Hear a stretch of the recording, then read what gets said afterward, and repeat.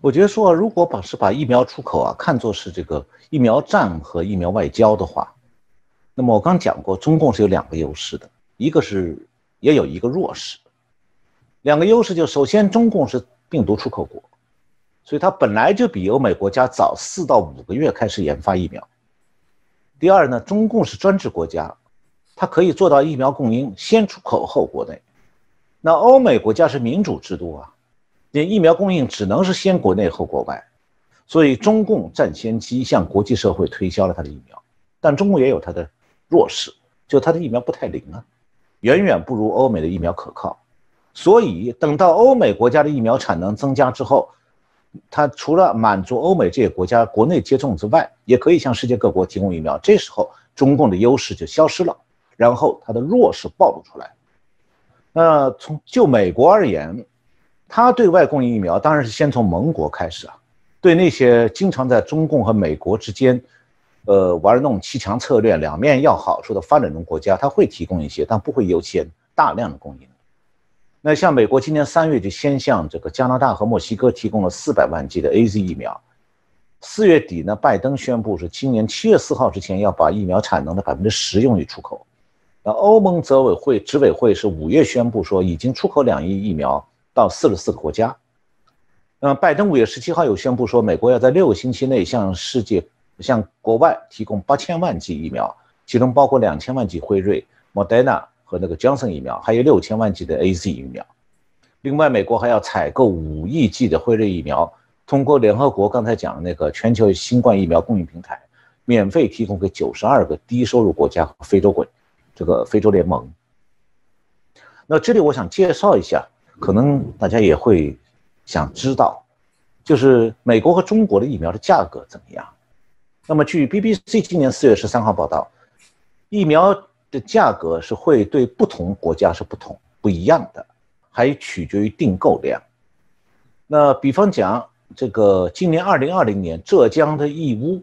接种疫苗的时候，价格大概是400块人民币，这是中国疫苗。那么在印度尼西亚，科兴疫苗是13.6美金，AZ 疫苗是4美金，那 Moderna 疫苗是25到33美金。大家听完了以后有什么感觉？那就是中共卖得很贵它那个400块人民币，相当于差不多将近60几块钱的，60几美金是美国的疫苗的1倍，效率是美国疫苗的1半。我说骗钱没有冤枉到。那台湾有些人不掌握国际上疫苗的供应情况，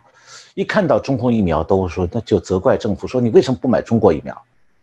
这是一种说法。那还有台湾也有人责怪说为什么不提前几个月去买？其实提前几个月没有用欧美疫苗没产出来。我刚才讲了，今年春天美国的疫苗产能才达到能够在国内普遍接种，而且能够供应国外。那美国疫苗欧美疫苗还没大规模制造出来的话，要怎么买所以政府前几个月台湾政府没有办法去订购疫苗的原因，其实是没有疫苗可以买，除非你买中共疫苗。那买中共疫苗是要考虑风险的。我刚才提到了80的例子，那么台湾是不是也要仿效中东国家80，先接种疫苗，然后确诊人数持续攀升，然后政府再呼吁民众，你们接种中国国药疫苗后你们还去打美国疫苗，打2种但问题是我看到台湾也有媒体在讨论这个事情，就是混种好不好？我在美国看到呢，药学界有一种说法，就是说同一种疫苗不能接种2次，或者最好不要接种2次，因为可能会引起不必要的身体反应。但是如果你是不同的疫苗，你混种，就是你比方讲先接种中国疫苗，再接种欧美疫苗，对身体究竟有利还是有害？现在好像我还没看到有什么临床观察报告，但是我想很多人大概不想选择当这种试验的白老鼠，就是说我去试试看，这个拿身体做赌注，我先打中国疫苗，再打欧美疫苗，大不了反应很强。那毕竟疫苗不是巧克力吃2块比吃1块感觉好。你这个民众去接种疫苗，你究竟是想要欧美疫苗95%有效性，还是中共疫苗50%有效性？这选择很简单嘛。那有的人蛮聪明的，已经抢先到中国去接种了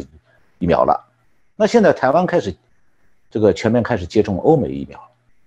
这些已经接种过中共疫苗的人呢，